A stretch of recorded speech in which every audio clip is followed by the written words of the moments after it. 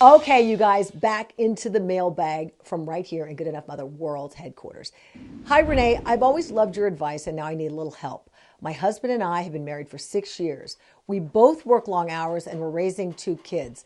It seems like lately there's just no time for one another, and we're growing apart. Any suggestions on how to get the magic back? Signed, Stretched Thin. Dear Stretched Thin, I hear you. I've been there. I totally get it. My husband and I have been married for 21 years now, and it really hasn't been smooth sailing 100% of the time. There are some things that we learned along the way, though, and the biggest to me really is that you have to keep the end goal in mind. So, you realize that you love each other, you want to stay together. So all the other stuff in between can be worked out as long as you know what the end goal is, and that is that you want to stay together.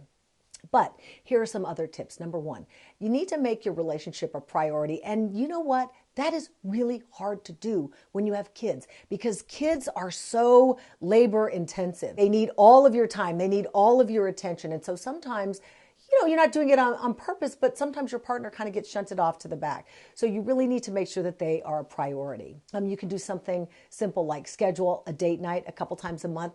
Maybe you don't have to even do that, but just schedule some time together, a glass of wine in front of the TV. But make sure it's just the two of you, no kids allowed. Number two, stay in touch at least once throughout the day. You know what? It doesn't really take a lot to send a text that says, hey, I'm thinking about you. I hope your day is going well. Number three, when you're making joint decisions, work as a team. It's not you against him or him against you. It's you two against the issue.